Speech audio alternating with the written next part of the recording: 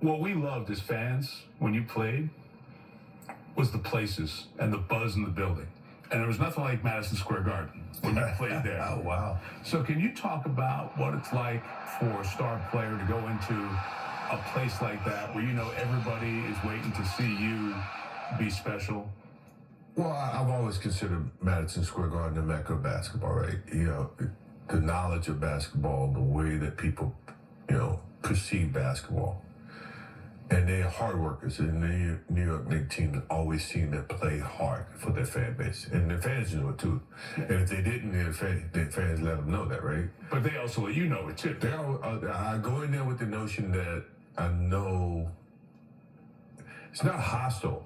It's just it's more of the awareness that they're gonna cheer for the team and they do everything to get you off your game. It wasn't hostile towards you? No, it was never hostile towards me. It was more motivating and trying to get me off my game. Right. And look, once I'm in a game, once the ball goes up, I never even hear the fans. If the fans ever can affect, or I can hear the fans, that means I'm not focused on what I should be doing, which is playing the game of basketball. So you right? truly blocked it out? I get into the game. My opponent becomes more the focal point. The fans are fans. Now, you get to a free throw line and you have a pause and I see Spike over there. Hey, sit down, you're not playing. Those types of scenarios happen quite often, right? But in the mix of the game, when tension is always happening, that's when, I get tunnel vision, right? What they're doing is trying to distract you. I take it as a challenge. You know what? I'm gonna keep you quiet for a while. I'm going to show how all that stuff that you're saying doesn't affect what I'm doing in the basketball court. The only way you can affect what I'm doing is to put on some shorts and come out here, right?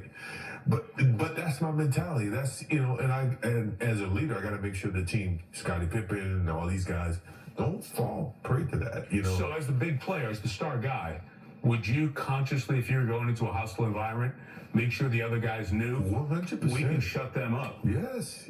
Take the crowd out right from the beginning. Right. Phil says it in his speech. Well, he played in New York. Let's take the crowd out. Coming from Phil. I was a mouthpiece. Me and Scottie, we were a mouthpiece of Phil. In those situations. So we would go into New York City. I was never afraid of playing in New York City. Actually, it was a privilege because if you do your job, you do the things that you're capable of doing. The New York fans are going to cheer you over their own fans. So the challenge was, let's see if I can turn that guy over there in the fifth row. Instead of calling me names, he started cheering Michael Jordan. So what's your advice going into the Garden, or where it's going to be a different juice in the building, it's a big game for your team? What would you tell a star player about handling that night? Be you. Mm-hmm. Be you. You are you 365 days of the year. Right. What they're trying to get you to do is not be you.